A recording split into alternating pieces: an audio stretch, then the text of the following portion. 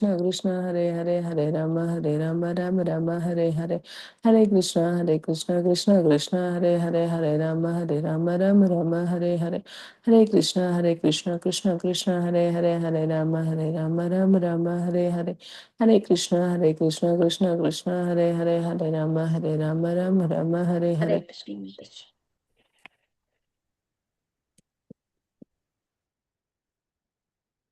அம்பரமே தண்ணீரே சோரே அறம் செய்யும் எம்பெருமான் நந்தகோபாலாய் எழுந்திராய்.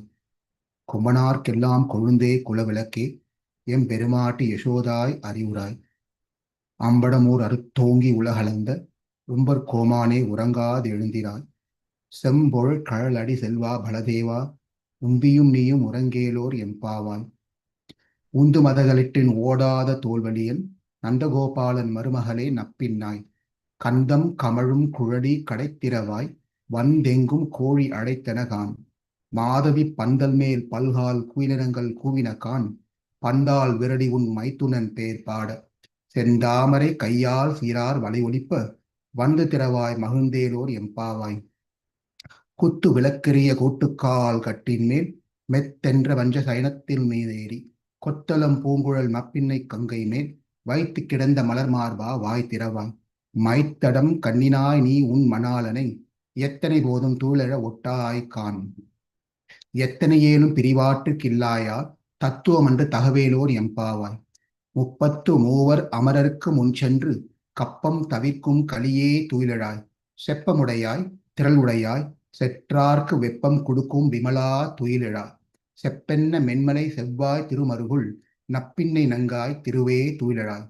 ஊக்கமும் தட்டொலியும் தந்துன் மணாளனை இப்போதே எம்மை நீராட்டேலோர் எம்பாவாய். ஏற்று களங்கள் எதிர்வொங்கி மீதடிப்ப மாற்றாதே பால் சொரியும் வள்ளல் பெரும் பசுக்கள். ஆற்றப் படைத்தான் மகனே அறிவுராய் ஊற்றமுடையாய் பெரியாய். உலகினில் தோற்றமாய் நின்ற சுடரே துயிலழாய். மாற்றார் உனக்கு வளைதுளைந்தன் காசற்கண். ஆற்றாது வந்துன் அடிபணியுமா போலே போற்றியோம் வந்தோம் புகழ்ந்தேலோர் எம்பாவாய். அங்கன்மான் ஞாலத்தரசர் அபிமான பங்கமாய் வந்து நின் பள்ளிக்கட்டிற்கீழே சங்கமிருப்பார் போல் வந்து தலைப்பெய்தும் கிங்கினிவாய் செய்த தாமரை பூ போலே செங்கன் சிறு சிறிதே எம்மேல் விழியாவோ திங்களும் ஆதித்யனும் எழுந்தாற் போல். அங்கன் இரண்டு கொண்டெங்கன் மேல் நோக்குதியேல் எங்கள் மேல் சாபம் இழந்தேலோர் எம்பாவாய். மாறி மலைமுழிஞ்சி மன்னிக் கிடந்திறங்கும் சீரிய சிங்கம் அறிவுற்று தீ விழுத்து வேரி மயிர் பொங்க எப்பாடு பேர்ந்துதறி மூடி நிமிர்ந்து முழுங்கி புறப்பட்டு போதருமா போலே நீ பூவை பூவண்ணா உன் கோயில் நின்றெங்கனே பூந்தருளி. கோப்புடைய சீரிய சிங்காசனத்திருந்து யாம் அந்த காரியம் ஆராய்ந்து அருளேலோர் எம்பாவாய். அன்று உலகளந்தாய் அடி போற்றி சென்றெங்கும் தென்னிலங்கை செற்றாய் திரள் போற்றி கொண்டு சகனமுதைத்தாய் துவள் போற்றி. அன்று இவ்வுலகளந்தாய் அடி போற்றி சென்றெங்கும் தென்னிலங்கை செற்றாய் திரள் போற்றி கொன்று சகனமுதைத்தாய் புகழ் போற்றி. கன்று குணிலாய் எரிந்தாய் கழல் போற்றி குன்று குடையாய் எடுத்தாய் குணம் போற்றி. வென்று பகை கெடுக்கும் நின் கையில் வேல் போற்றி. என்றென்றும் சேவகமே ஏத்தி பறைகொள்வான் இன்றியாம் வந்தோம் இறங்கேலோர் எம்பாவாய். ஒருத்தி மகனாய் பிறந்து ஓர் இரவில் ஒருத்தி மகனாய் ஒளித்து வளர கருக்கிலான் ஆகித்தான் தீங்கு நினைத்த கருத்தை பிழைப்பித்த கஞ்சன் வயிற்றில் நெருப்பென்ன நின்ற நெடுமாலே உன்னை அறுத்தித்து வந்தோம் பறைதருகியாகில். திருத்தக்க செல்வமும் சேவகமும் யாம் பாடி வருத்தமும் தீர்ந்து மகிழ்ந்தேலோர் எம்பாவாய். மாலே மணிவண்ணா மார்கழி நீர் ஆடுவான் மேலையார் செய்வனகள் வேண்டுவன கேட்டியேல் ஞாலத்தை எல்லாம் நடுங்க முரல்வன பாலன்ன வண்ணத்து பாஞ்ச ஜன்னியமே போல்வன சங்கங்கள் போய் பாடுடை எனவே சாலப் பெரும்பறை பல்லான் திசைப்பாரே. கோல விளக்கே கொடியே விதானமே ஆளும் இளையாய் அருளேலோர் எம்பாவாய்.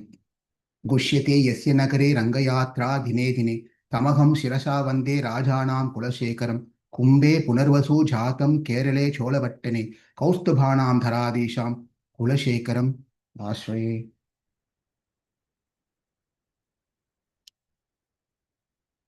We've been enjoying this beautiful Mukunda Māla. We have completed 6 parts. In the very first part, that is the first sloka, where Arvar glorifies the chanting of the holy name. And the second part, which is the second sloka, where he glorifies the Lord to live longer and prays for his victory. In the third sloka, third part, that is sloka number 3 to 8, he requests the Lord so that he can never forget the Lord's lotus feet.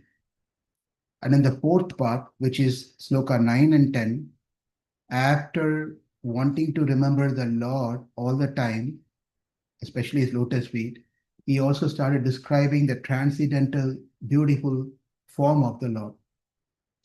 And in part 5, that is sloka 11, 12, and 13, it's only Kṛṣṇa who can be our protector. That has been emphasized by the Arva. There's no one else who can be our savior. It's only Kṛṣṇa. For that reason, he moves to the part 6, where in the 14th and 15th sloka, he prays for nothing else other than bhakti. Until this part, we completed so far. We have completed 15 slokas, Stotra from Mukunda Māla, total of 40 slokas. And we are going to enter into the 7th part, where a very important part, 16, 17, 18, 19, and 20 of these 5 slokas, Arva is going to give us some very important message, rather than message, and very important instruction that we all have to take it seriously. And if we follow this 5 slokas instruction into our life will be successful. In the previous session, when we met in that 15th sloka, Madraksham Kshina Punyang Shanam Api Bhavatu Bhaktir Hinan Padabjem Ma Shausham Shravya Bandam Tavacharitam Apasyantam Akhyana Jhatam Ma Smasham Madhavatvam Api Bhuvana Pate Cetasa Phanuvanan Ma Bhuvam Tvad Saparya Ma Bhuvam Tat Saparya Vyatikara Rahita Janma Janmantare Api. Rahita Janma Janmantare Api. Where he said, my dear Lord, let my eyes don't see anything else other than you, or we have to add that into as a suffix to what he's been what he was telling here. So let my eyes not see anything. Let my ears not hear anything. Let my mind not think anything. Let me not worship anything. That's the prayer in the 15th. Then if you don't do anything, what are you going to do? Let my eyes see your deity form. Let my ears hear your katha. Let my mind think about you. Let me worship just you. That implies how long? Janma Janmantare Api. All the time, how many ever lives we have. It's the same message in that particular sloka. It says, what are the things we should not be associating with? We should not be associating with the ears. We should not be associating with the eyes. We should not be associating with the tongue. We should not be associating with any of this mind and senses. Then what are we going to associate with? How are we going to associate with things? Is there anything that I can associate with? Because if I don't associate, I'll be left alone. Therefore, something I need to continue associating with so life can go on. If you said I should not see, I should not chant, speak, I should not hear, I should not think, then what's going to happen?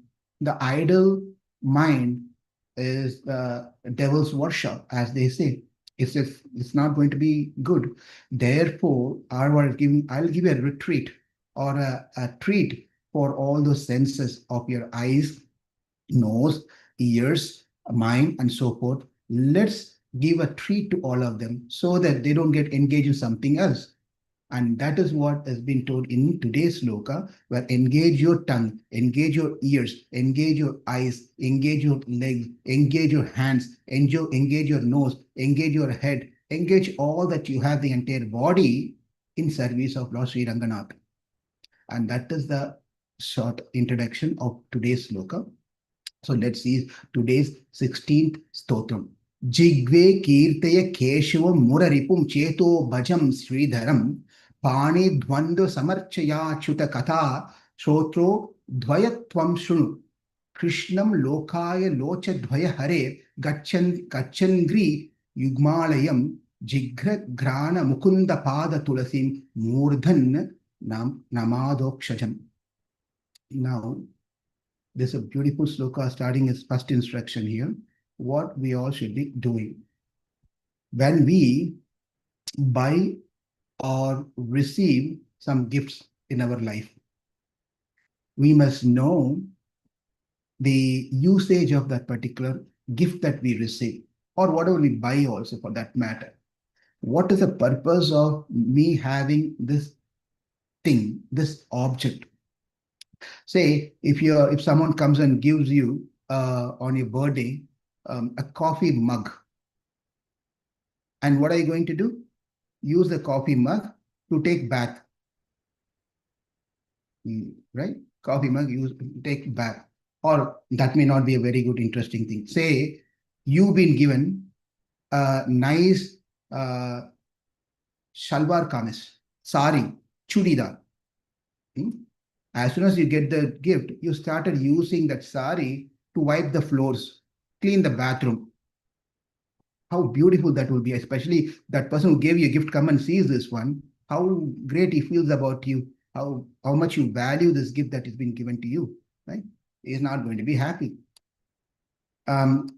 Say your children are being given coloring crayons and painting and so forth, and you want to paint your house.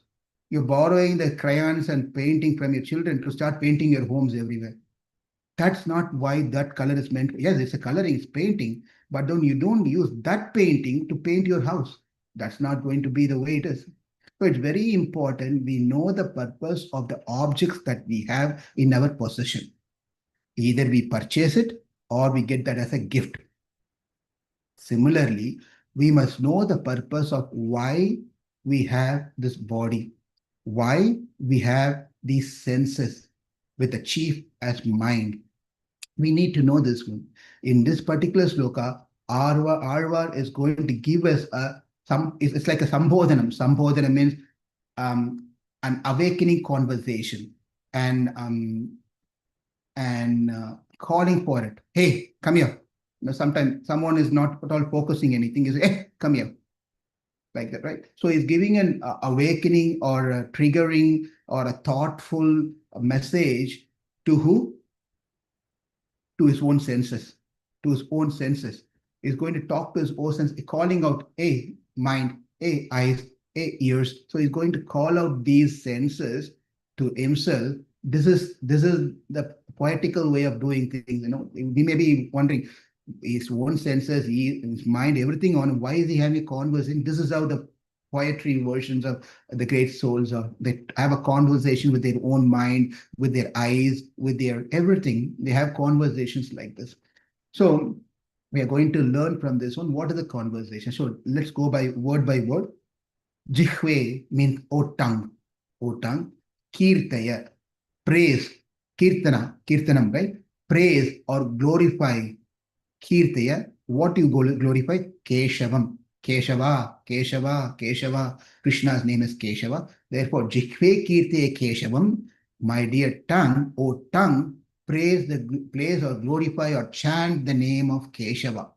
Muraripuṃ, who is a ripu means enemy, who is an enemy of muraripuṃ, that means who is a destroyer, that's Kṛṣṇa himself who killed the Mura demon. Therefore, he say Muraripuṃ, cētō, now he's talking to the mind. After talking to his tongue, he's telling to the mind, oh mind, cētō, bhaja means the worshipping, adore or getting engaged in the devotional service. Oh mind, bhaja Śrīdharaṃ.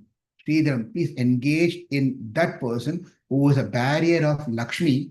That is why his name is Śrīdhara. Dharam means to hold or held or be the foundation or carry something, who is a barrier of Sri, therefore his name is Śrīdhara. The barrier of Sri, that is Vishnu, Narayana, Krishna. Therefore, cētō, bhaja Śrīdharaṃ, O mind, engage yourself in the devotional service, in worship of Śrīdhara. Pāṇidvandva. Pani means food. Here, pani means pani grahanam, right? Like a pani means hands. The hands, we have this 5 fingers here and 5 fingers here. And then we see many times, especially the younger generation, younger kids, they spend so much time on putting all this nail polish and making the nail long and seeing how beautiful it is and things like that. So what is the purpose of this one? So pāṇidvandva, the dvandva means two. Pāṇidvandva, the pairs of hands that I have, is talking to that we have. Samarcaya. Archana means worship. Samarcaya means worship or offer service with these hands. Offer some service. Just use these hands to offer some service. Oh, my hands. Achyuta Katha. Now he's coming to Achyuta Katha Stotra Dvaya. Achyuta Katha Stotra Dvaya means, oh, pairs of Dvayam. Achyuta Katha Stotra Dvaya. Oh, ears. Oh, ears. Please start hearing the Katha, the pastimes of Achyuta. Achyuta Dvayam Shunu. Start listening to the Katha of Achyuta. And then Kṛṣṇa means, oh, Kṛṣṇa, Lokaya, behold, Lokaya, Lochana Dvaya, Lochana, Achana. Lochana means eyes. Oh, eyes. Now behold the beauty of Kṛṣṇa. Behold the beauty of Kṛṣṇa. Your eyes, you're getting, behold, you're holding so many other things.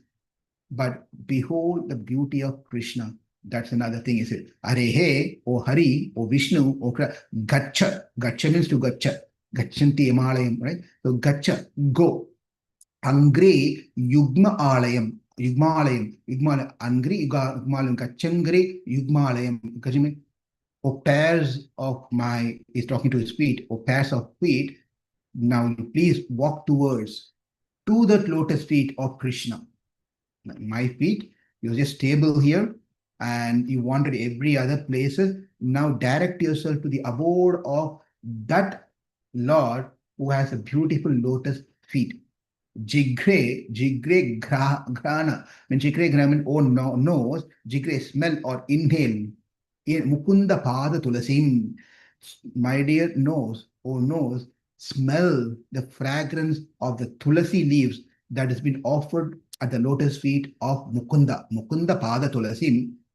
Murdana, now he comes to the head. Murdana means Mukunda, Murdana, Pranipatya Yache. Remember the sloka we saw that earlier in the third sloka? Same. Murdana, O head, Nama Adok Sajam. Namok Tadaksham means, my dear head, bow down at the lotus feet of Adok Saja. Adok Saja means the Lord or the transcendental Lord who is beyond the material senses, perception. One, that means one cannot be understood, one cannot be reached by the material, through our material perception.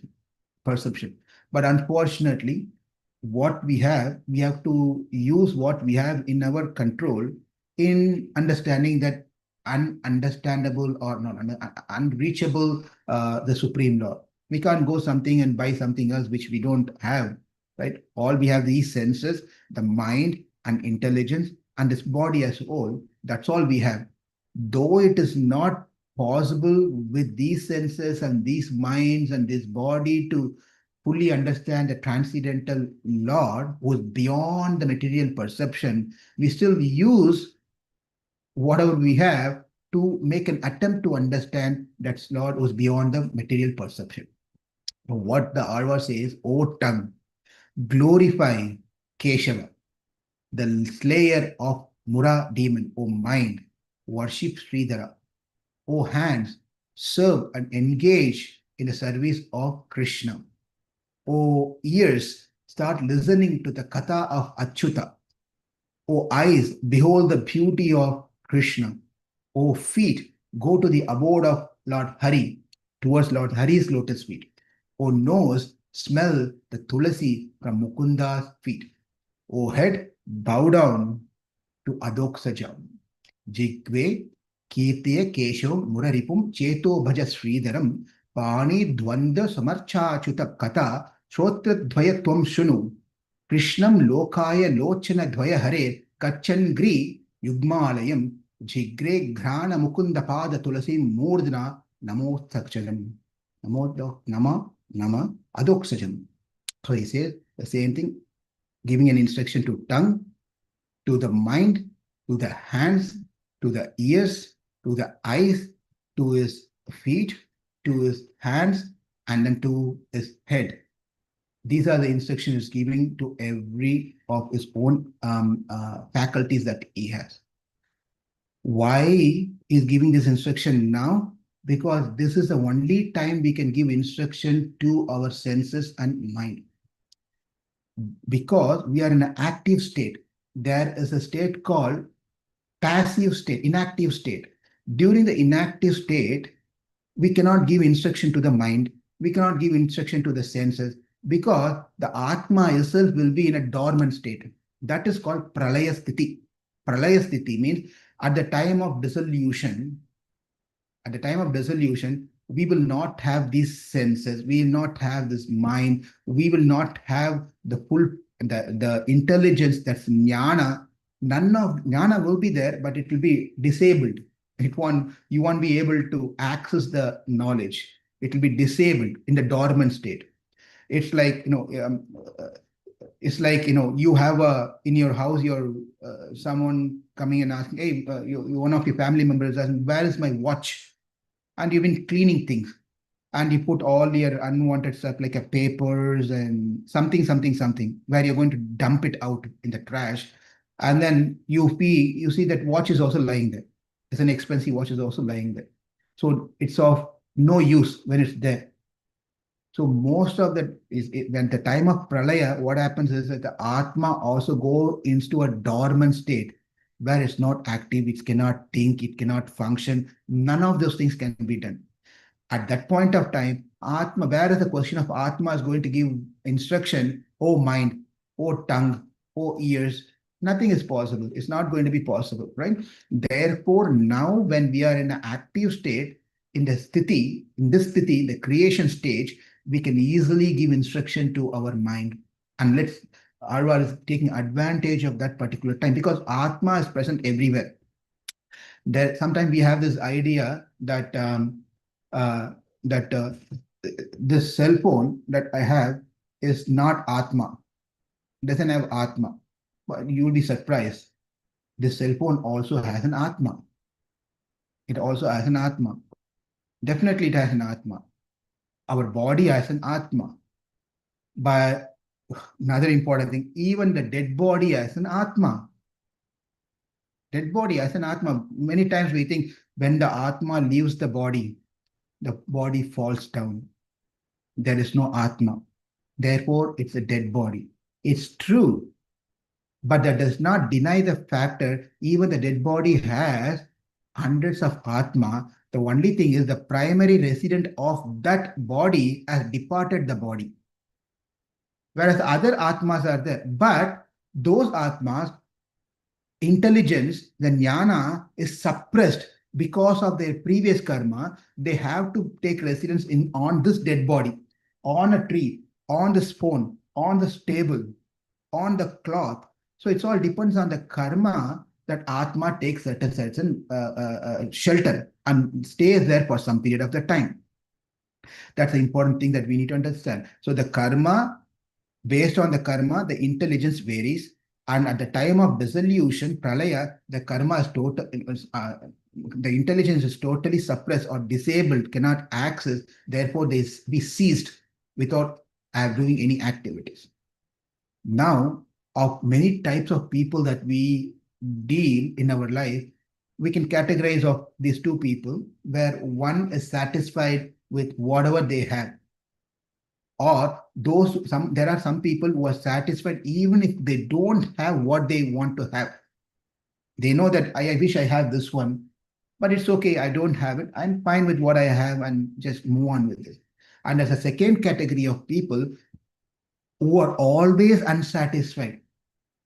Always unsatisfied. They may have everything. Even if they have everything, they're still not satisfied. That's another category of people. They keep on complaining, I don't have this one, I don't have that one, I wish I had this one, I wish this. They always go into the mode of suffering, self-suffering. They put self-suffering on themselves, saying that I'm like this, and then they also not only stop there, they go to the point of blaming, complaining the creator. They complain the creator.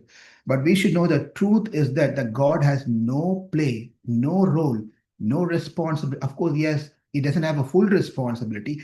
He has a partial responsibility, which again is not the cause of it, but what we are going through now. The cause of what we are going through now, we cannot blame anyone else. We cannot, especially we should not be blaming Kṛṣṇa, God, for what we are going through now. It's simply because of the past deeds that we have done. Our life is being directed in certain ways. It's just because of previous many janmas is impacting what we are now. And without this karma, that's papa karma and punya karma, without this theory of papa and punya and karma theory, we will not be having any answers of what we are going through in our life. So it's important that we understand karma theory is very important. If we deny the karma theory, then we'll have no answers for what we are going through in our life. Based on our papa and punya karma, one get a different types of body: a fish body, a plant body, aquatic as a fish body, or a bird body, or an animal, a dog or elephant, whatever the body, or a human body, or a Gandharva body, or a Devata body, whatever the body. But based on the different bodies we get, the knowledge is restricted accordingly. This is the point I was trying to say. You study and I study for the exam, but you get A plus, I get B, I get D, I get F. Why? Why? Because of we put the same effort, but the intelligence of memory, remembrance, and all the things varies to person to person to person. And that variation is based on the karma, the papa karma and punya karma that we have done for several lifetimes. As simple as that. Now, when we take a plant body, the knowledge is pretty much close to zero, but it does have some knowledge. So that with that knowledge, it can turn towards the sun rays, it can inhale the air, exhale the air. The plant also has some sense of knowledge, but their knowledge is very less. And the next layer is the fishes and so forth. And the next higher is, as you go higher and higher and higher, the knowledge expands. The knowledge expands. The animal compared to the aquatic and plants and birds has a little more higher knowledge, sense of knowledge, intelligence. When we go to the human, they have much more. When we go to the Gandharvas and Devatas and so on to the Brahma, their knowledge is much more greater, biggest. So we should understand that the human body that has been given to us, where we have more knowledge, more intelligence to control the senses that we have, control the mind that we have. What happens out of the compassion, the compassionate Lord, out of love for us, from the stage of pralaya, he brings us to the state of srishti. Otherwise, just imagine, when in the world we are going to finish our karma. Karma cannot be finished unless and until we get into action. Just staying like that is not going to resolve the karma. We are going to be like that forever. Therefore, out of compassion, the Lord simply created this world so that his children can come out of this dormant state and come into action. So it can come into action. That is why the creation is being done. And as he creates this, he creates a respective body to the Atma based on their karma. When that Atma make uses of that body, it progresses nicely further. If it misuses the body, it goes further down and down and down. Therefore, the point here is the body is a vehicle for our journey to reach our destination. That's the point. Why do we have this body, mind, and senses? It's just a vehicle to make our journey to reach the destination. Now, we should all have a same destination in mind. If we have a different destination, again, we get lost. The ultimate destination is to reach the lotus feet of Kṛṣṇa. Shariram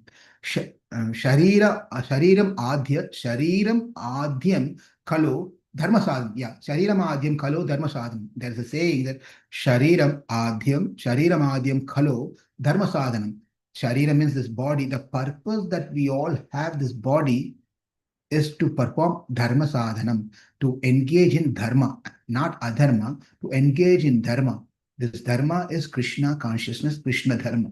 When the Lord has given us this body, mind, and senses, The purpose, when he created this, if someone is inventing something, right?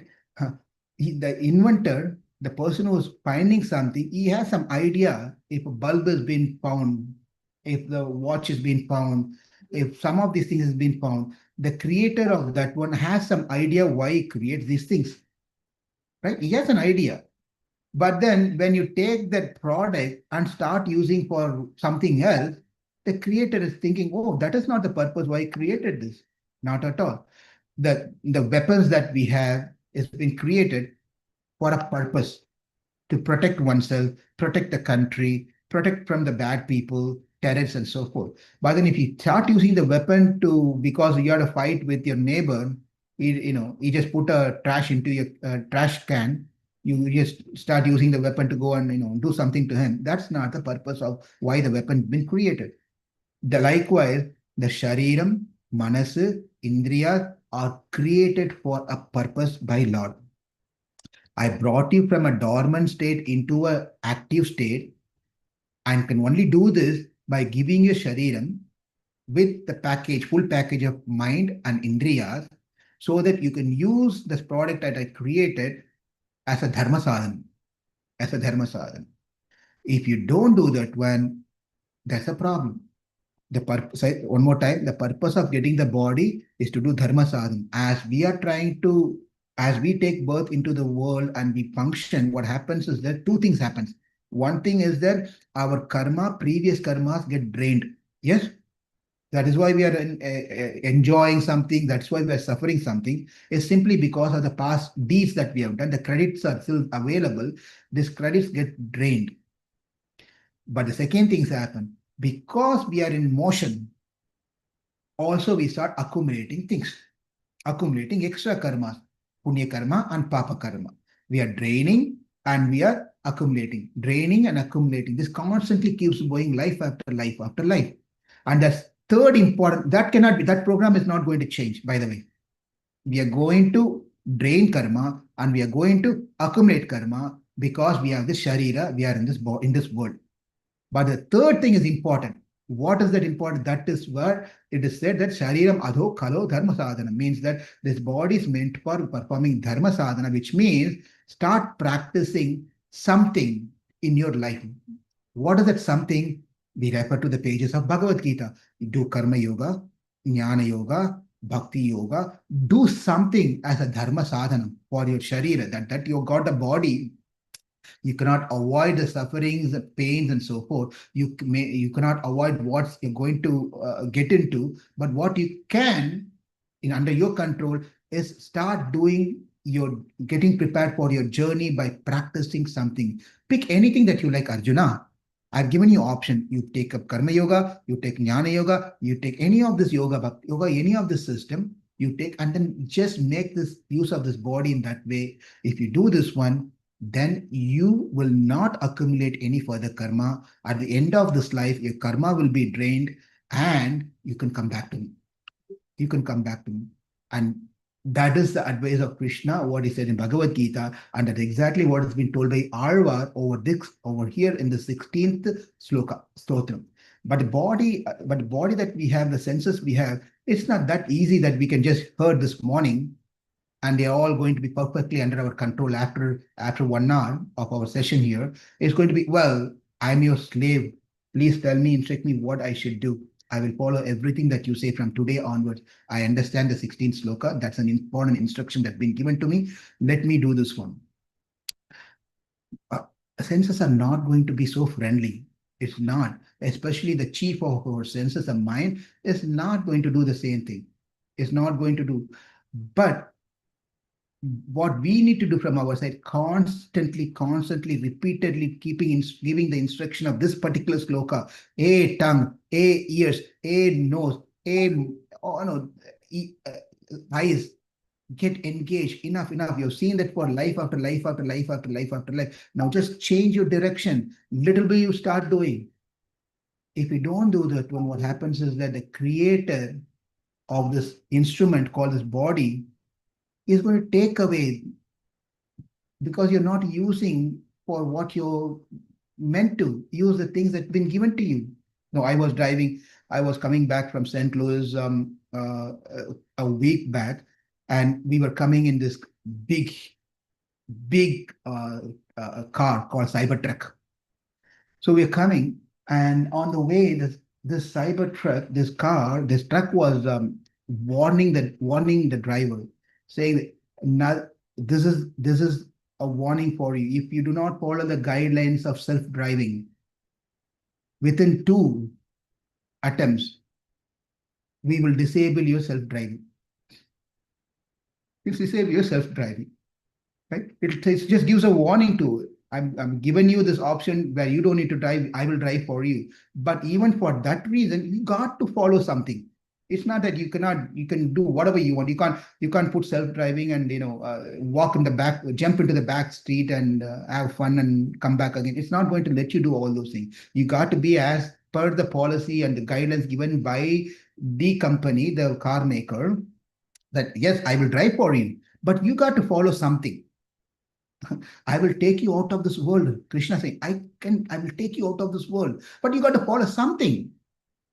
Yes, I am the only one I can take you out of this world. I will do that. I know you want to do, but you do something little bit from your side. You don't need to do big thing. At least some small guidelines I'm giving you, follow those guidelines. And that's the sloka that this particular sloka is saying. Alvar is instructing his own senses. Now, it's quite interesting that why in the world such a great soul like Kula has to instruct to his mind and senses. We instructing to our mind and senses, we know it just goes all the direction, all the way. But such a great saint, Kula why he has to instruct to, hey, tongue, chant name of kēśavaṃ. Oh, mind, think about Śrīdharaṃ.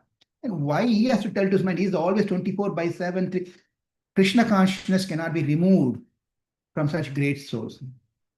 For us, the material consciousness cannot be removed by anyone unless Kṛṣṇa comes and helps us. So we also great in one sense. Our material consciousness cannot be separated. For great souls like Kula their Kṛṣṇa consciousness cannot be separated. That's a fact. But the question is, why is he giving instruction to his own senses and mind? Well, the simple answer is, if he tells you and I, we will not listen. Who are you to tell me? I know what I'm thinking. I know how I should engage. Therefore, he's not going to tell us the instruction directly. As they say, Prabhupada also says this beautiful example. If you want to instruct your mother-in-law is there, newly wedded girl is coming to their house. Our son got married, the girl is entering to their house and they're having the life. But then the mother-in-law wants to give an instruction to the daughter-in-law who newly came to their house. But how she does this, she does not go and tell mother and daughter-in-law, hey, this is not the way that you have to. She won't do that one. The best approach to teach the daughter-in-law, the mother-in-law goes to her own daughter and gives instructions in front of the daughter-in-law. That means the daughter-in-law understands, oh, that instruction is not for our daughter, it's for me. Likewise, Kula also does instruction to his own senses and mind to give actually the instruction to us. That is how we should understand. So this is exactly the pattern the many saints, including the Narottam Das Thakur, whether Bhaktivinoda Thakur, all those great saints, if you read their songs, read their writings, they just so much talk about their own mind, their own senses. My senses are uncontrollable. My eyes are this. My mind is this one. I am fallen conditioned soul. I don't know whether I'll be able to practice this. This is all nothing but for us, they have written. We should not think that they are going through all the so sad. Bhaktivinoda Thakur also having the same problem like me. Oh, I wish he gets out of this problem. No, it's not so. They all know that we will not open our mouth and accept our weakness. We will never do that because we all think we are perfect jivas. We will, especially we will not go and talk in front of us, others, how weak I am. In controlling my tongue, in controlling my eyes, controlling my mind. We are not going to, we always try to project ourselves, look, great, how great I am. Now that, look, great speaker. You have to, only I know what I am, only you know what you are. Right? Then we'll not talk, come and tell my condition. Therefore, the reading and reciting and singing the bhajans of the great acharyas is our own cry out to the Lord. This is my situation. And we will not do that. Therefore, they have done this for us. So you sing now. You recite this sloka of Mukunda Māla. Therefore, in the same way, Kulashekara also written this beautiful thing, keeping us in his mind. Now question comes, well, this is okay that Lord is created and the Shariram is for the Dharma Sadhanam. Everything is fine. But then when we say that you have to engage your senses in these things, you have to do this one, many times we get frightened and we want to run away from these things. I don't think I want to get into this sort of things. So therefore, not many people is going to come and accept what we just said. Now, controlling senses is something difficult. But the fact, let's see a different angle to this whole thing that we discussed for the last 40 minutes now, 41 minutes now, a different angle to this whole thing. That is, when we say the Lord created this long back, we really don't know when he created. We have not seen, we have not gone to, if you travel, there are companies or industries where you can go and see how the product has been made. Glass is being made. There's a industry where how glasses are made, how cell phones are made, how toys are made, how all those things are made. We can go and watch.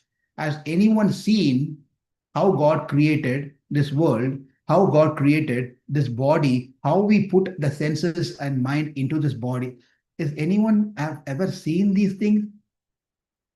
No, but we place this whole sloka, 16 sloka, based on something none of us have seen. None of us have seen. Now, how many people are going to accept this one? That yes, I need to control my senses, control the mind. Therefore, let's see a different angle to this whole thing. With our eyes, we have our eyes. That means I can see around, look around like this, up and down, all different directions. With my eyes, I can see everything. With my ears, I can hear everything. With my tongue, I can speak anything. With my leg, I can walk anywhere I want to. With my hands, I can do whatever I want to. Correct? That's what it is. But there's a problem. Yes and no. As they say, sometimes you go to an interview or something, someone asks you, what do you think about it? The answer is yes or no.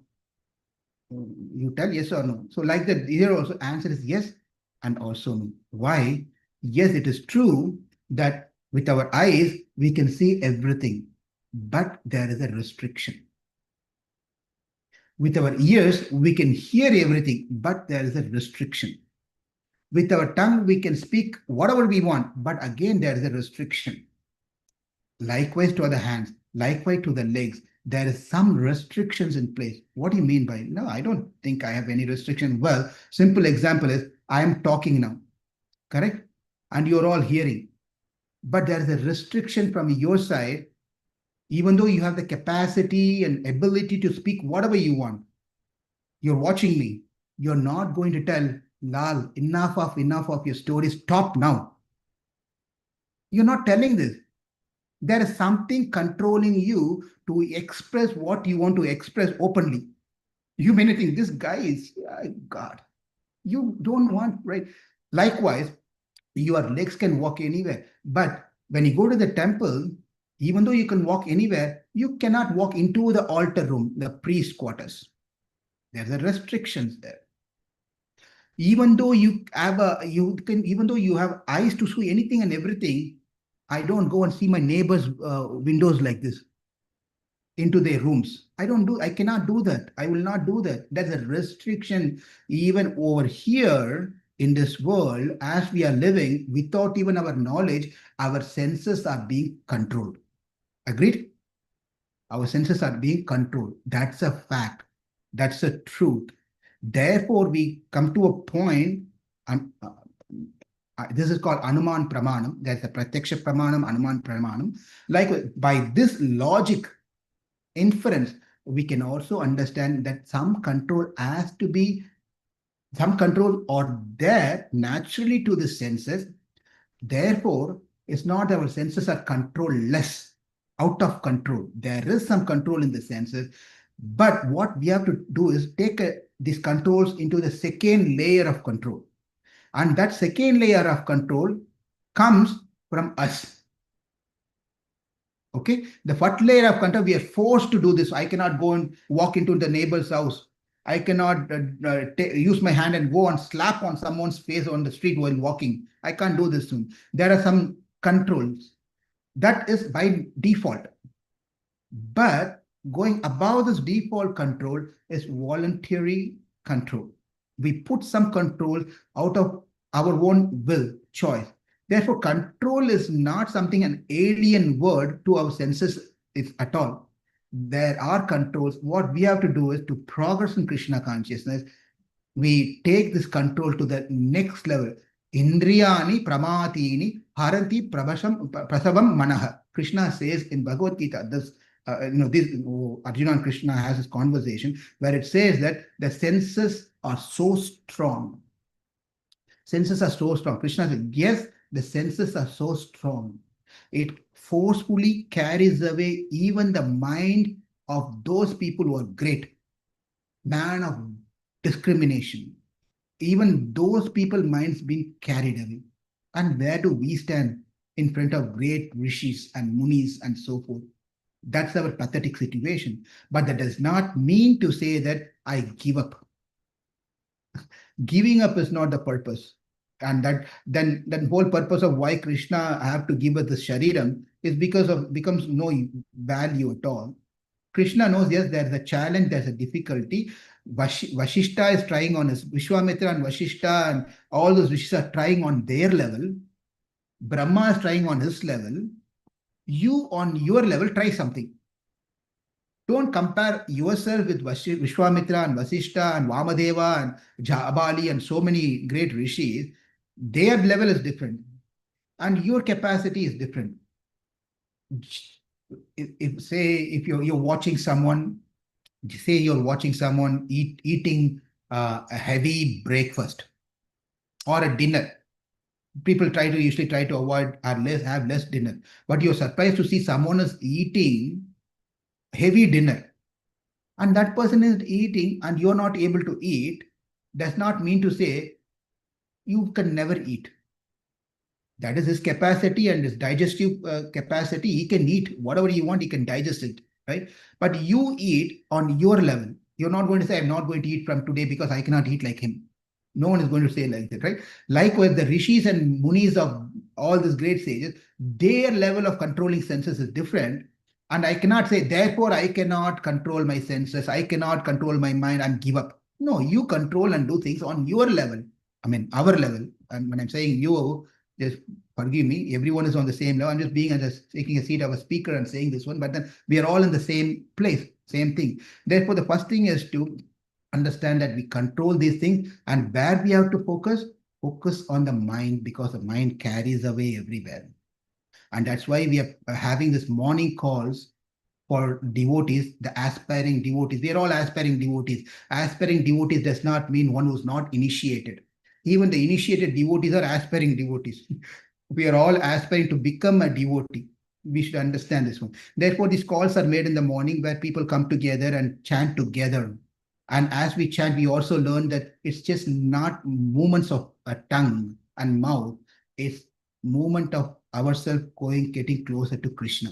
And that is only possible when we focus our chanting, Hare Krishna, Krishna Krishna, Hare Hare, Hare Rama, Rama Rama, Hare Hare. Therefore, always we keep reminding ourselves, let me bring my mind to the focus of holy name. Let me chant Kēśavaṃ. Let me chant Śrīdharaṃ. Let me chant Mukunda. Let me chant these names with focus. We try to bring the mind to control this is not an easy job. It's not an easy job. We all know this. It's difficult. Durlabham. Controlling the mind is durlabham, but should not give up.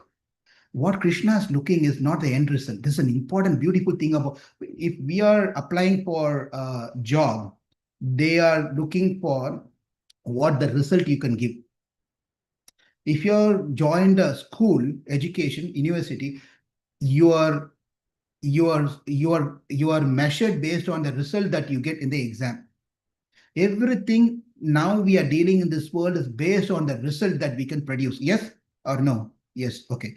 Everything based on the result. That's how we are gauged. That's how we are measured, the performance and everything. But Krishna's program is totally different, and only Krishna can have this program.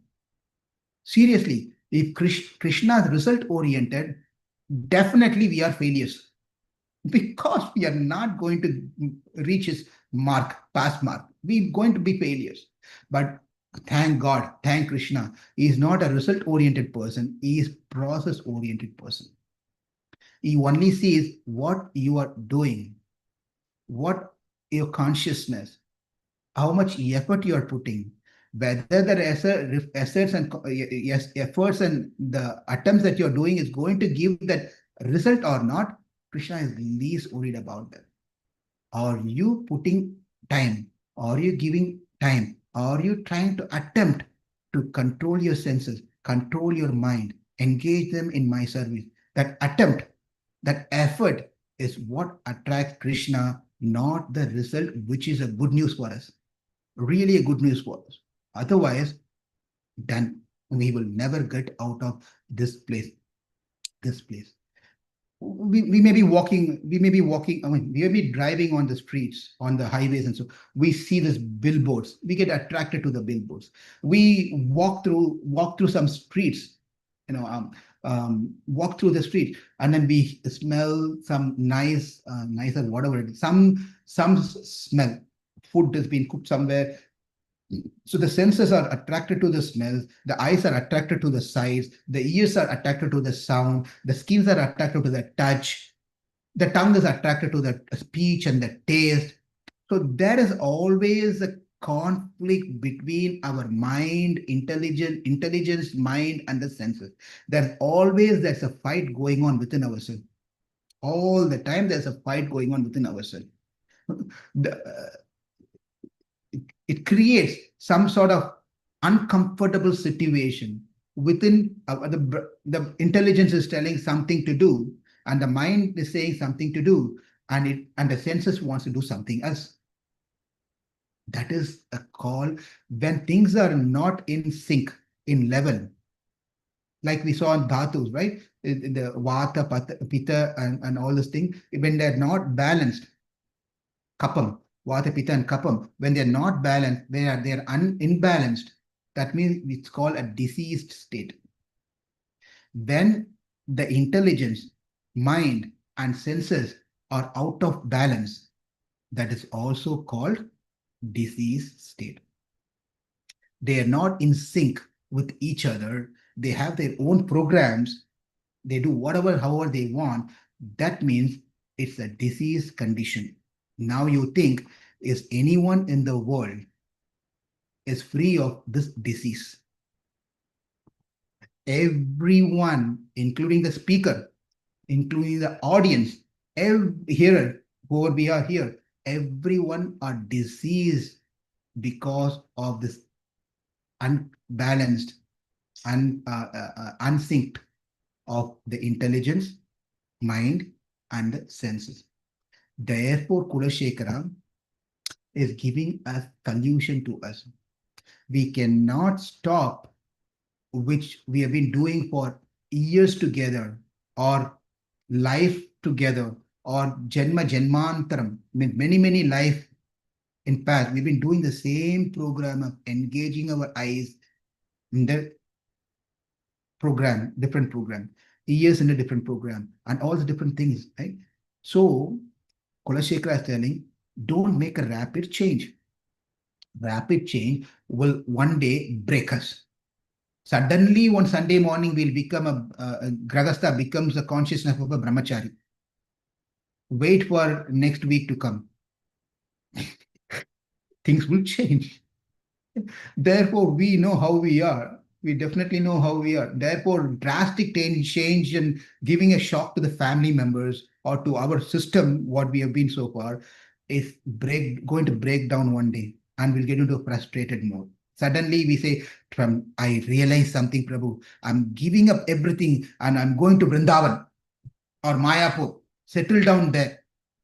So this person has been engaged in United States of America, going to office, working on his visa or a green card or all those things, is paying his bills and everything. Suddenly one day morning after hearing Mukunda Māla, he says, Prabhu, you opened my third eye, inner eye.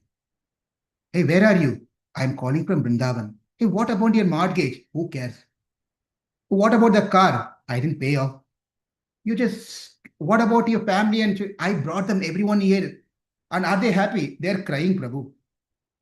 Then what are you doing? Let them cry. Crying is also Krishna consciousness. In Vrindavan, if they cry, they get purified, Prabhu. And then after 3 months or 6 months, you get another call. Prabhuji, yes, is there any openings there in your company? Hey, what happened? 6 months back, you went giving up. Yeah, the situation is little different here, and the devotees are all, you know how things go. We can, with our experience with all these things, we can speak for another 1 hour of what all mind talks, how all we talk about giving up artificially. That's not what we have to do. Therefore, gradually, we have to nicely train our senses to come into Krishna's lotus feet. Now, for example, boy, we may go a little extra today. Hopefully, we all can stay back. Um, a boy who's out of control. He has all bad habits. He smokes, he drinks, he has bad association of people and other boys who do a lot of things. So how do you bring this boy who's out of control into control? Who's doing all bad things? We cannot tell this boy that from tomorrow onwards, parents cannot say from tomorrow onwards, you are not going out. Tomorrow, what tomorrow? Today only will go away if you say this one, right? So we don't have control of this. So therefore, what needs to be done? And things that has to be done, something that will control this boy to come on track, to get out of his bad habits. So the parents think, okay, the only thing that we can do is he has to get engaged. Right now, he's not engaged. His mind is wandering everywhere. We have to do something for him to keep busy. Therefore, what to do? Parents think, and some well-wishers come, hey, you know what? Get him married. Get him married and he'll become busy in his life. Right now, has nothing to do. He's doing all sort of crazy things here. Get him married, he'll be all right. Now, by this advice, somehow or the other, the parents find a nice girl, very nice girl, and get this boy married to that nice girl. Now, over the period of the time, what happens? The girl knowing this boy, but she became an focus and attraction to this boy. Now the friends are calling, hey, what happened to you? We are waiting for you outside the house. We have to go to the casino. Come on. I'll come tomorrow. Because he's busy with his wife here. He's got a new taste now, which he never experienced before. He got a new taste. Therefore, he's busy over here. And weekend also is busy. And the girl is also such a nice girl. He knows how to train the husband to get out of the bad habit because the parents have already told the girl, thank you for marrying my child. He's a nice boy. He's a nice boy. By the way, he's a nice guy. But somehow or the other, because of the bad association, he went off track. So we request you to bring him to track. And the girls took up the challenge. And she's helping the parents in laws, also helping the boy to slowly buy her good characters, buy her ability to be charming and attractive to the husband. The boy completely changes. Completely changes. Now he doesn't have any bad association, bad habits, nothing. He becomes perfect. What we have to do is marry our senses. Sense of seeing, sense of hearing, sense of talk, sense of taste, sense of touch, sense of walk, sense of activities doing by the hands.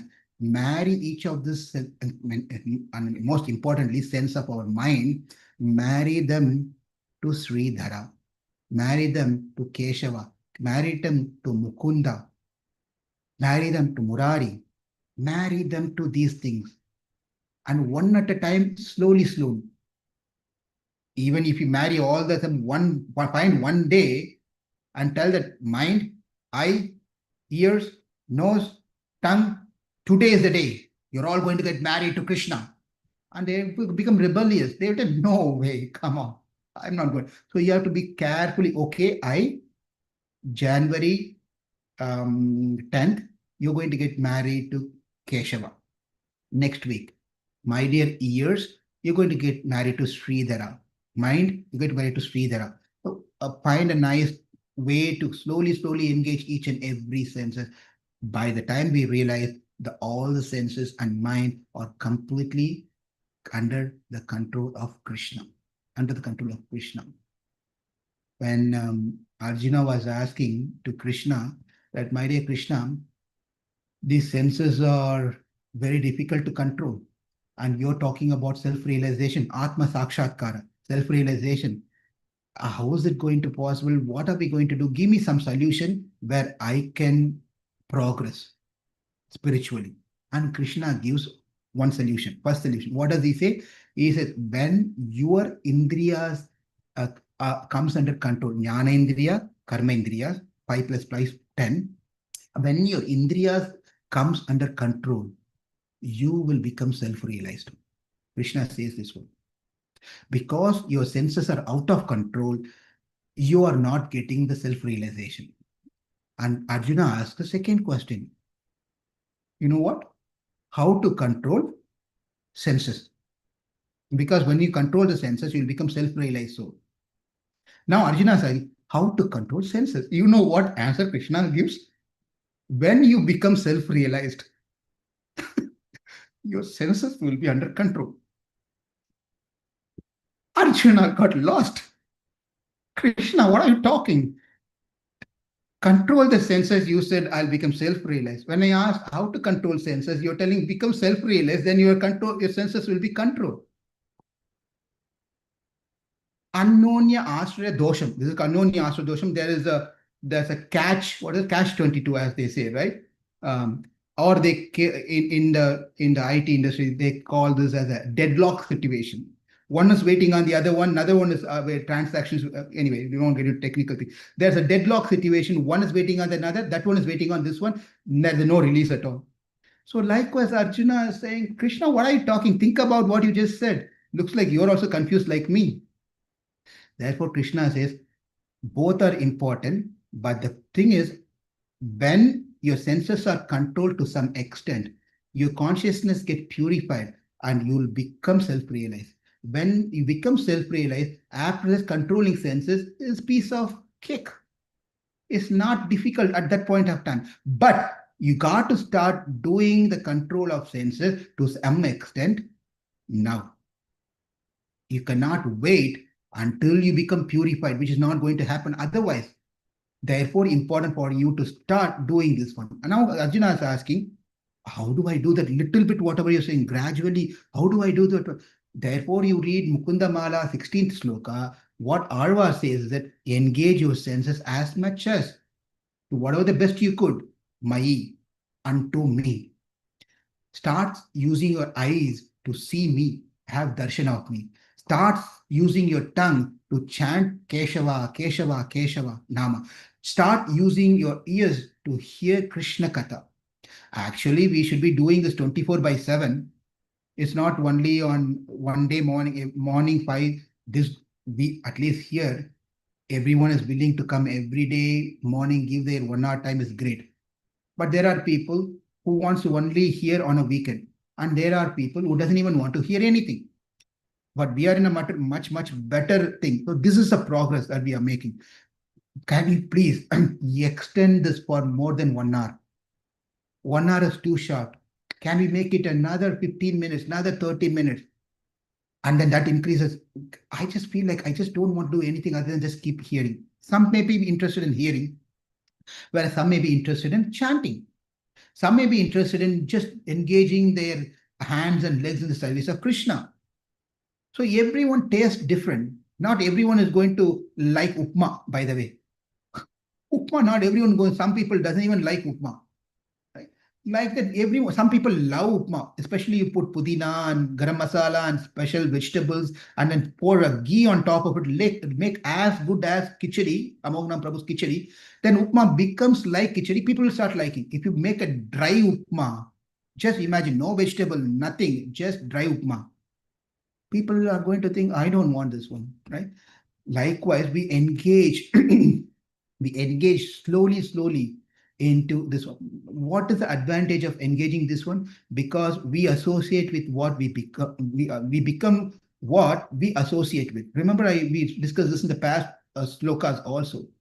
When we associate with Krishna, when we associate with devotees of Krishna, we also develop those qualities.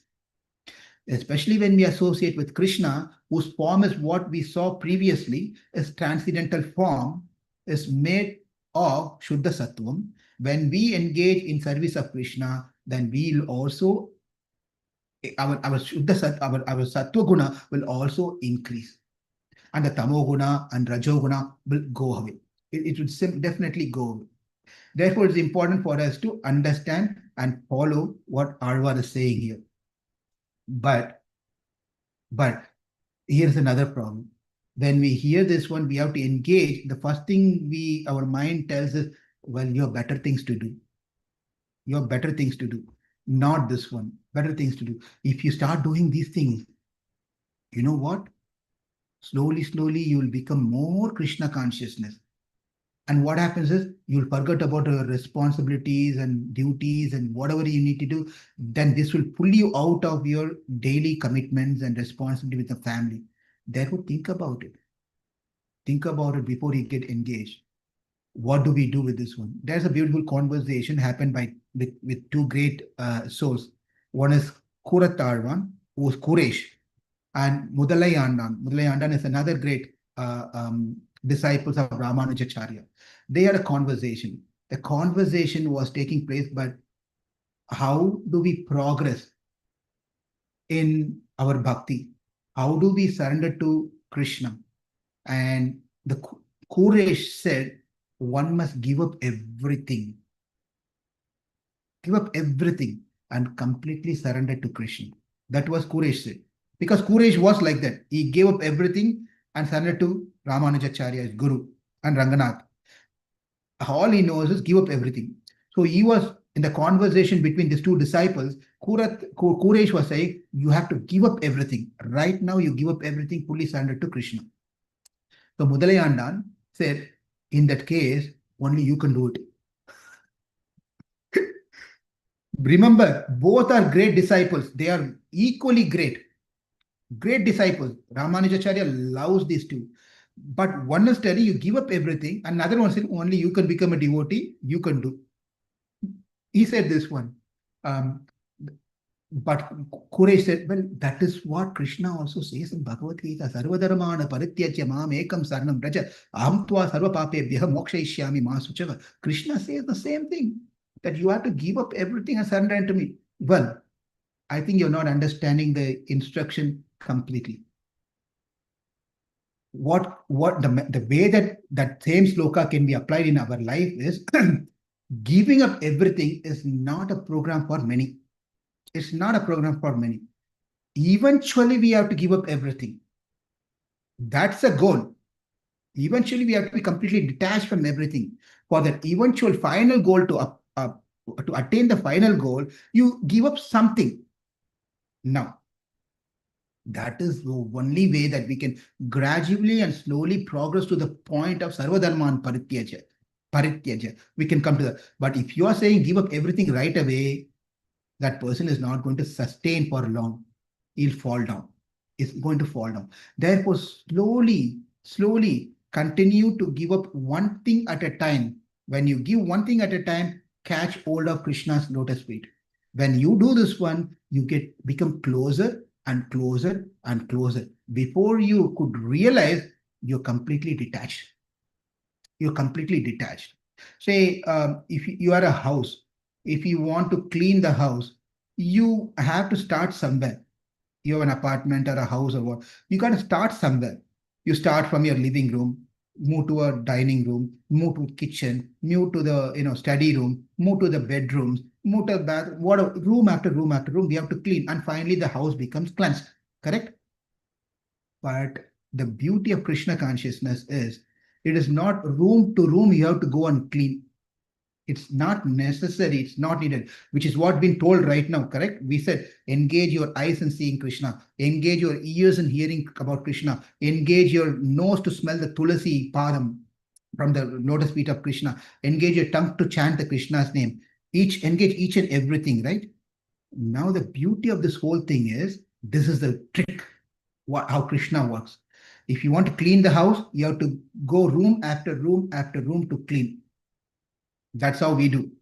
But when you clean one room, does other rooms get automatically cleansed? Have you seen that happening anytime? We don't see that happening. When we bring in Kṛṣṇa into one room, Kṛṣṇa will clean all the rooms for us. What a beautiful program, right? What a beautiful program. All we have to do is bring Kṛṣṇa into one room. This one room is eye, another room is ears, another room is tongue, another room is hand, another room is head, another room is legs, another room, whatever, all the different senses, right? But all we have to get started is one thing. Get Kṛṣṇa into one of the room in my house of heart. When he enters into that house, he makes sure not only that room is cleansed, he will make sure the other rooms are also cleansed. Beautiful. This is beautiful. Who in the world can do this one other than Kṛṣṇa?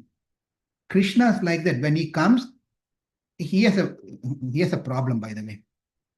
You give him little space, he'll take away everything. That is how Kṛṣṇa is. All we have to do is one thing. One thing we have to do. Just let Kṛṣṇa in. And the rest of the things he will take over. We don't need to worry about it. We don't need to worry about it. But we have to let him in. That means opening the door of our heart.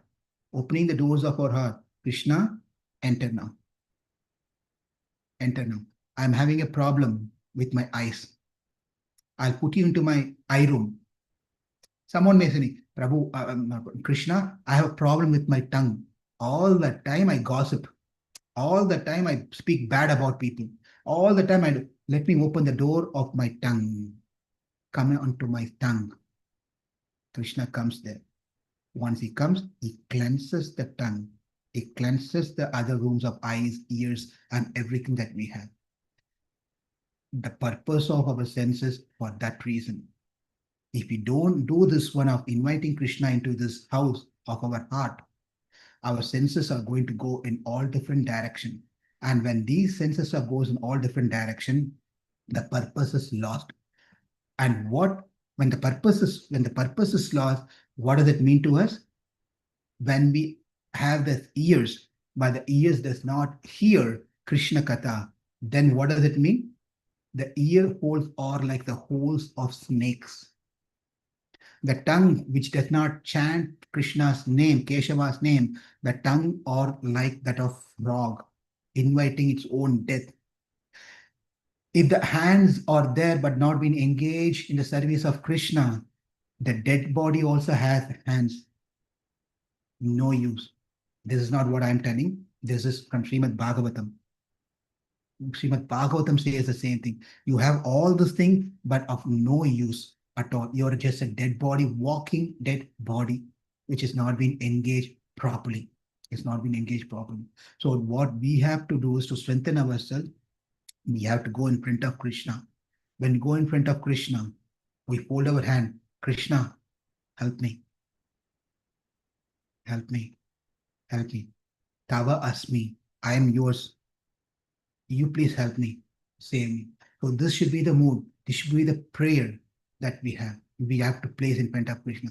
When we do the Anjali Mudra and tell Kṛṣṇa, I am yours, and then do these slokas in front of Kṛṣṇa, Mukunda Māla, many Stotra are there. When we recite the Stotra, and Kṛṣṇa will become pleased. And we know that what ability, what qualification do I have that I'm speaking about Mukunda Māla? One may be thinking that, what do you think on one strength you are speaking on, giving instructions, all this thing? It's very simple. I, as a speaker, does not speak on the strength of my own. This is spoken out of strength of Kṛṣṇa. Kṛṣṇa. And even if I speak wrong sentences and I'm not able to properly articulate what I want to express, but guess what? Even if the audience are not pleased, get who's pleased? Kṛṣṇa is pleased. Why? Of all the sounds, do you know what sound is so sweet and nectarian? Is it a flute sound, or is the mridanga sound, or kartal sound, or violin sound? What sound is so nectarian to the ears? It is said, those who doesn't know, those who have not heard this particular sound, they think, oh, violin is so sweet. Oh, harmonium is so nice. Oh, mridanga is so nice. Veena is so nice. They say all these things because they have not heard the voice of a child. Right? The child doesn't know to speak, but it's mama, mama, papa, papa, papa, papa, whatever they speak. The parents become enchanted. They become so attracted to the sweet voice and sounds of the child. They think the child is chanting Bhagavad Gita 700 slokas and Vishnu Sahasranamam, where he doesn't even know to say properly one line of these slokas. But they get so attracted because the child speech is nectarian for the parents. And by the way, the parents are attracted and they think their children's sound is nectarian, not the neighbor child. That's another problem. We don't want to get there anyway. So but likewise, we are all children of Kṛṣṇa. When someone is trying to speak about Kṛṣṇa, even how much ever the person is trying to speak with limited knowledge or limited capacity and ability to present it, Radharani, Kṛṣṇa enjoys. As a parent, they will enjoy. Therefore, we should all start speaking about Kṛṣṇa. That's the message here. We should not think, I don't know about Kṛṣṇa, I don't know what to speak, I don't know this sloka, I don't know that one. No, we are like children. When we speak about Kṛṣṇa, Kṛṣṇa will sit and watch and hear. Oh, how nice. So sweet. As a parent, he starts enjoying. As we speak. Therefore, our instruct his tongue that you please chant Kēśava's name. Now the tongue is asking back a question. If I have to do a stotram, chant Kēśava's name, is he worth, if you want me to chant the name of the Lord, is he worth of stotram? If you want to praise someone, the first question you will ask is he worth of being praised, first of all? You putting garland to him, you're appreciating. So is he worth of doing this thing? Arva says, what did they say? Kēśava. Yes, he is, because he is Kēśava. Kēśava means what? Well, jihvē kīrtaya. Chant. O tongue, chant. Well, I will chant. Is he worth of chanting? Yes, he is. How you say that? Because he is Kēśava. Kēśava means, of course, one who has a beautiful hair, curly hair. That's one meaning. The second meaning is one who killed the demon, Keshi. That's the second meaning. The third meaning is very important. Not only that, he is greater than Rudra and Brahma. Therefore, his name is kēśavaṃ. One who is greater than Brahma and Rudra. That who is greater than Brahma and Rudra, of course, need to be glorified. Therefore, he is great. He is also beautiful. Therefore, tongue says, okay, I will chant his name. But what do we get by chanting his name? What benefit do I get by chanting his name? Arva says, Kēśava klesha nasanam. Kēśava klesha nasanam. When you chant the name of Kēśava, klesha nasanam, all the problems of our life will be destroyed. When we chant with full faith, all the problems, the klesham, unwanted things, everything will get destroyed. That is why you better, O tongue, chant the name of Kēśava. You remember this, I told in one of our previous classes, not here, elsewhere, that when the Jivatma goes back to Narakapatna, Yamaloka, Yama, when it meets the Jivatma, he asks one question.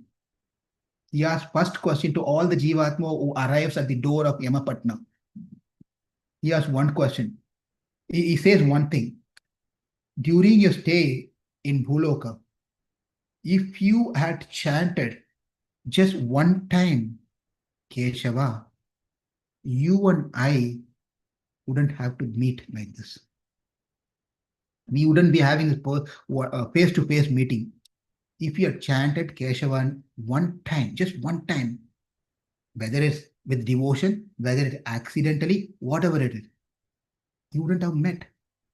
If one name of Kēśava can save us from Yamapatna, if we chant Kēśava name with consciousness, with love and devotion, just imagine what is waiting for us in our life. Therefore, we should understand this. And the tongue said, okay, I'm sold out. I will chant the name of Kēśava. Muraripuṃ cētō bhaja Śrīdharaṃ. Arva then turns around to the mind.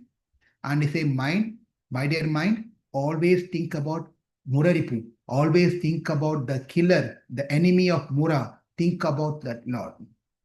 Again, the mind is asking, what do I gain by thinking of the Lord? What do I gain by thinking of the Lord? The Arva says, you better think about the Lord rather than think about yourself. What happens when we think about ourselves? We all think about ourselves.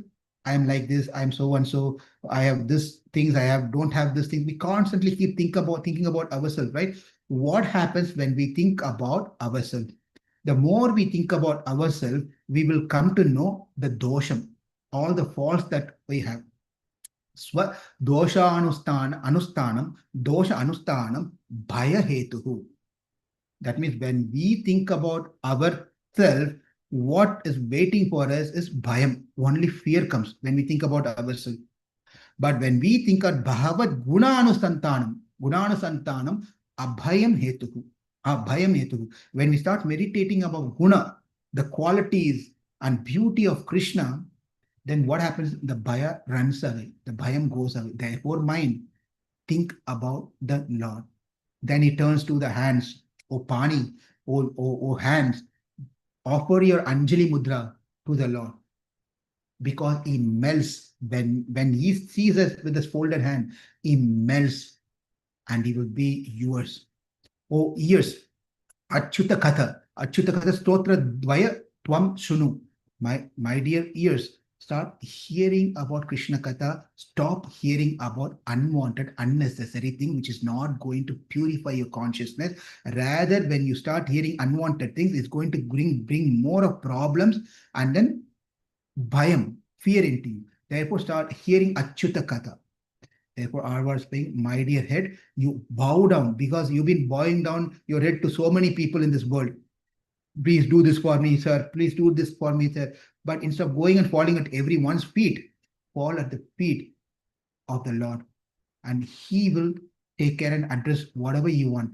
Let my eyes see you, hear you, sing about you. Let my ears hear about you. And the Lord, we just go closing up another 5 minutes. When the Lord was pleased by this prayer, and he comes and asks the Arva that what is that you really need? Tell me. And the Arva says, my dear Lord, let my eyes see you. Let my eyes hear you. Let my eyes sing about you. And then he did not stop. He said, let my ears hear about you. Let my ears see you. Let my ears sing about you. Let my tongue chant your names. Let my tongue see you. Let my tongue hear you. Did you notice what he's praying? He's asking one of the sense to do multitasking. He's asking for multiple ability for one of the senses. And that's not possible. Can you go and put payasam into your ears? He cannot do that one. We cannot do that. Through your nose, can you speak? Well, some people can do that while they're sleeping, big sound comes. That's a different thing. So therefore, the Lord got confused. Kṛṣṇa got confused. How was it possible? Ears are meant to be only for hearing. Tongue is meant to be only for speaking. Eyes meant to be only for seeing. And the legs are meant only for walking. Hands are meant for doing things, carrying things. You are asking for something which is unheard of. How can one organ can do a multiple things? Do you know what Arva said? My dear Lord, turn around and look. Krishna, Lord Narayana, turn around. What? What do you want me to look? Look, turn around and look. Or turn around and look properly. I don't see anything. Well, turn around, something is there. And again the Lord turned. All he could see was Anantasesh was waiting there, lying down. Anantasesh was there. And the Lord said, there's nothing, just Ananta is lying down there. Well, that's the thing. Answer for you, your question. You have Anantasesha, right? You know very well what he is. He doesn't have ears. The snake doesn't have ears, by the way. Snake does not have ears, but they're able to hear. Do you know how? The snake does not have ears as a separate organ, physical organ, but they can hear. Therefore, their name in Sanskrit, the snakes are called Chakshushrava. Chakshushrava means the eye that they have can do two functions. It can see, it can also hear. That is a beauty, a special thing of the snakes. Through their eyes, they can see and they can also hear. Therefore, Arvar is saying, when your Anantasesh can have one thing, can do two things, why can't you make it available for me, where my each and every faculty can do multiple things? The Lord was amazed. Oh my God. Therefore, the Lord's beauty is Kṛṣṇa lokasya lochana dvaye. Let my eyes always think about you. Let my legs walk towards your temple. Right now is going everywhere. Let my head fall at your lotus feet. Let my nose smell the tulasi, gandham that offered to your lotus feet. My dear Lord, let my bow down unto you. Please make me hear, make me see you, make me speak about you, make me devotional service unto you. Jihvē, kīrtaya, kēśavaṃ, muraripuṃ, cētō, bhaja, Śrīdharaṃ. Pāṇidvandva samarcay katha, protadvaya tvam shanu. Kṛṣṇam lokaya, lochana dvaya hare, gacchangri yugmalayam, jihvē grana Mukunda pada tulasim, Murdana namadokshajam. Thank you all very much. We'll meet again tomorrow. Hare Krishna. Hare Krishna. Thank you, Prabhuji. Hare Krishna. Hare Krishna, Prabhuji. Hare Krishna, Prabhuji. Thank you.